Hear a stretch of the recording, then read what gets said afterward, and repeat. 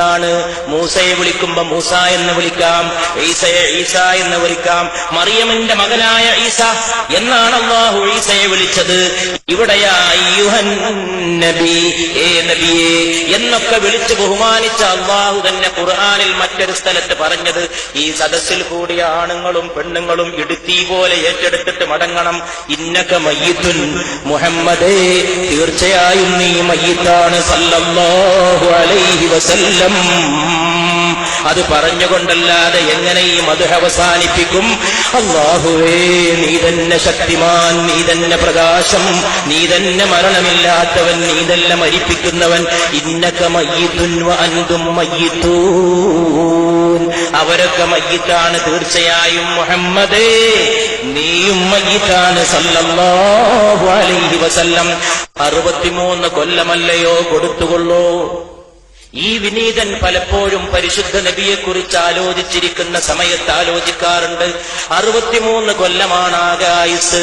അതിൽ നുബുവത്തിന് മുമ്പുള്ളത് 40 വയസ്സാണ്. നുബുവത്തിന് ശേഷമുള്ളത് കിഴിച്ചാൽ 23 കൊല്ലമാണ്.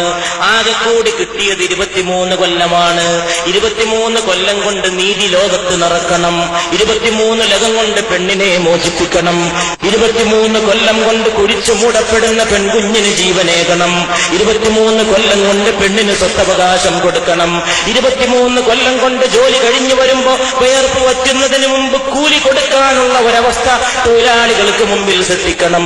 23 കൊല്ലം കൊണ്ട് വിദ്യാഭ്യാസം പ്രചരിപ്പിക്കണം. 23 കൊല്ലം കൊണ്ട് കറുത്തവനെയും വെളുത്തവനെയും ഒരേ പാത്രത്തിൽ നിന്ന് ഭക്ഷണം കഴിപ്പിക്കണം.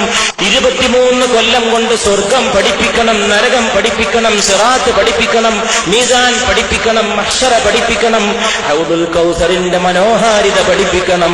23 കൊല്ലം കൊണ്ട് രാഷ്ട്രീയ നീതി, 23 കൊല്ലം കൊണ്ട് എക്കണോമിക് ജസ്റ്റിസ്, സാമ്പത്തിക നീതി, 23 കൊല്ലം കൊണ്ട് പൊളിറ്റിക്കൽ ഫ്രീഡം, രാഷ്ട്രീയ സ്വാതന്ത്ര്യം, 23 കൊല്ലം കൊണ്ട് പേഴ്സണൽ ചാസ്റ്റിറ്റി, വ്യക്തിപരമായ വിശുദ്ധി, 23 കൊല്ലം കൊണ്ട് ഫാമിലി അഡ്മിനിസ്ട്രേഷൻ, കുടുംബത്തിന്റെ ഭരണം, 23 കൊല്ലം കൊണ്ട് നാഷൻ ബിൽഡിംഗ്, രാഷ്ട്ര നിർമ്മാണം, 23 കൊല്ലം കൊണ്ട് കൾച്ചറൽ റിനൈസാൻസ്, സാംസ്കാരിക നവോത്ഥാനം, 23 കൊല്ലം കൊണ്ട് സിവിലൈസേഷൻ, നാഗരികത, 23 കൊല്ലം കൊണ്ട് അതിനേക്കാളൊക്കെ അപ്പുറം ആകാശഭൂമികളെ പടച്ച റബ്ബിനെ പഠിപ്പിച്ചു കൊടുക്കണം ജനങ്ങൾക്ക്.